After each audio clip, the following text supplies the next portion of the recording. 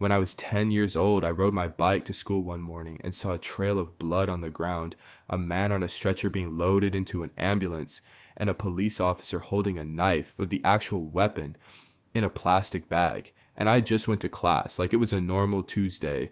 But to understand how I ended up casually strolling past an active crime scene like an NPC with zero awareness, we need to go back to how I even ended up at this school in the first place.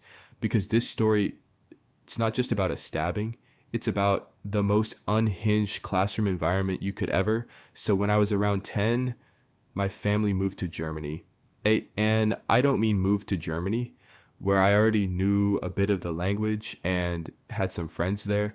No, I mean moved to Germany where I didn't speak a single word of German. Not hello, not cha, not danke, I not how nothing. I showed up to this country with the vocabulary of a newborn baby and the confidence of a kid who had absolutely no idea what was about to hit him. And instead of putting me in like, I don't know, a normal class with kids my age and maybe a tutor, they put me in this special integration class. Now this class was something else. It was basically a room full of migrants from all over the world who also didn't speak German. Like we're talking kids from Africa, the Middle East, Eastern Europe, South America, the United Nations. But if the United Nations had a budget of $12 and a single whiteboard marker, and here's where it gets interesting. I was the youngest person in this class at 10 years old, the oldest 21. Let me say that again for the people in the back. I was a primary school kid, barely tall enough to reach the top shelf of my locker, sitting next to a fully grown 21-year-old man with a beard and a receding hairline. This classroom had the age range of a Call of Duty lobby. I'm sitting there with my little backpack and my juice box, and the dude next to me looks like he pays taxes and has back problems. But you want to know the funniest part? Despite how chaotic this setup was, it had its moments. See, there were these two Italian girls in the class, and bro, I'm not gonna lie, they were bad, like genuinely. And for some reason, these two would always come up to me and call me cute. They pinch my cheeks, ruffle my hair, the whole thing. And obviously, I acted like I hated it. I scrunch up my face and be like stoop, while secretly feeling like the main character of an anime. I was 10 years old getting attention from girls who were like 17, 18. In my head, I was basically Toji Fushiguro walking through the hallway. But then there was this other guy in the class who was absolutely, and I mean catastrophically, down bad for these two Italian girls. This man would walk behind them everywhere they went just to get a glimpse of their assets. He had zero subtlety, zero. He was following them around the school like a GTA pedestrian stuck on a patrol route. And everyone noticed. Everyone. But nobody said anything because half the class couldn't even communicate with each other. Which brings me to my next point. This class was so inefficient, it was almost impressive. You know how in a normal school you learn like the alphabet in a day?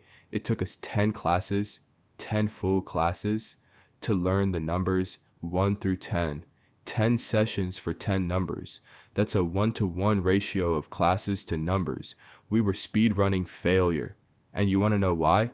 Because the teacher would say eins and then 30 people from 30 different countries would all try to repeat it back in 30 different accents, and nobody knew if they were saying it right because nobody spoke the same language. It was like that scene in Rush Hour where Chris Tucker is trying to communicate at the Chinese restaurant, except it was every single day of my life. And on top of all that, on top of the fact that we were already the worst performing class in the building, we were also the school's lowest priority. I mean rock bottom. Like every second period, the teacher just wouldn't show up. No sub, no assignment, nothing. They'd just ghost us. And you know what we did? We played video games all day. Someone would pull out a laptop, someone else would pull out their phone, and we'd just be gaming for hours. Honestly, looking back, those were some of the most peaceful moments of my life. Just vibing in a classroom in Germany, not understanding a word anyone was saying, playing games with people from 6 different continents. It was low-key beautiful music. But now, Here's where the plot thickens, because in this class there were two older guys, both 21. One was from Kurdistan, the other was from Turkey. And if you know anything about history, even if them even a little bit, you know that Kurds and Turks have had ethnic tensions for a very, very long time. But at this point, none of that mattered. These two, they were best friends, inseparable. They were always hanging out together, always pulling some dumb con together. One time, these two geniuses decided it would be a good idea to set the classroom dustbin on fire. The actual trash can, they lit it up like it was a bonfire and almost set off the fire alarm for the entire school. And they just stood there laughing like two supervillains in the making. Everyone in the class was either panicking or recording it on their phone. It was pure chaos, but that was just how they were. They were troublemakers, sure, but they were boys. They were tight, or at least that's what I thought. See, there was also this one girl in the class, and both of these guys, the Kurdish one and the Turkish one, had a crush on her. Now, I didn't know this at the time because, again, I was 10 and my German was basically non-existent. But apparently the tension had been building for a while. And then one night, everything went sideways on the music. So from what the girl told us, and I'll get to how she told us in a second, and one of the boys made a move on her at a bar the night before. And when I say made a move, I don't mean he asked for her number. He got too touchy. She felt unsafe. So she did what she thought was the right thing and contacted the other guy about it. And that was the spark, because over the phone, these two former best friends confronted each other, and the conflict escalated fast. Like it went from "why'd you touch her" to full-on ethnic beef in the span of one phone call. They allegedly started bringing up Turkey and Kurdistan, the decades of tension, the history, all of it. Two 21-year-olds in a German integration class turned a crush into a geopolitical crisis, and then they decided to settle it. The next morning before school started, and the girl, she was told to come watch. She was supposed to witness the fight. Now here's the part that gets me. This girl, no, she didn't take it seriously. She heard two grown men say, "We're going to fight tomorrow morning and you need to be there." And she just ignored it. Didn't call the police, didn't tell a teacher, didn't tell anyone. She just brushed it off like it was two kids beefing over a game of Fortnite. I don't remember all the details, but I believe one of the boys called her again that night, and that's when she finally contacted the police. But by then, it was already too late.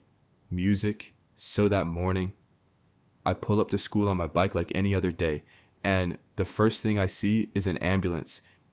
Sirens going full volume, parked right outside the building. One of the boys is being carried out on a stretcher. The other one was apparently already inside the ambulance. I stood there for a few seconds trying to process what I was seeing, but they drove off pretty quick. So I just went to park my bike, and as I'm walking through the schoolyard, just casually walking, I see it. A trail of blood on the ground, just sitting there. It went for a bit and then randomly stopped. And right next to it, a police officer holding a knife. The knife with two fingers in a plastic bag, like something straight out of a crime drama. And I just walked to class because what else was I supposed to do? I was 10. I didn't fully understand what was happening. I just knew something was very, very wrong. And when I got to class, the energy was different. Nobody was playing games. Nobody was talking. That girl, the one both boys had a crush on, she was sitting there, and she gave us the whole story, the exclusive, before the police even got our statements. With my limited German, I pieced together everything I just told you. The bar, the phone call, the ethnic escalation, the planned fight that turned into something way worse. She told us everything while we sat there in silence, trying to understand how two guys who were setting trash cans on fire together last week were now in an ambulance. By the next week, the school had split us up. They created a separate class for the older students and one for the younger ones, which honestly probably should have been the setup from the beginning. But I guess it took an actual stabbing for them to figure that out. The girl left the school entirely, and those two boys, the Kurdish one and the Turkish one, then they never came back. I never saw either of them again. For a while I didn't even know if they survived. but they did. Both of them made it, and that was kind of it. Life just moved on. The school moved on, the class moved on, and I moved on.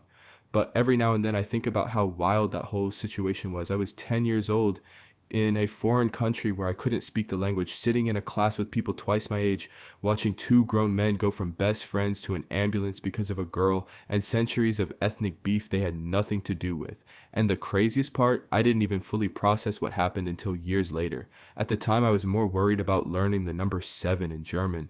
I just think it's insane how one bad decision, gone one night at a bar, staying team can unravel everything. These two were boys. They were genuinely cool with each other. And all it took was one girl and one phone call for all of that to disappear. I don't know. Maybe that's just how life works sometimes. Things escalate faster than you think they will. And by the time you realize it's serious, someone's already on a stretcher.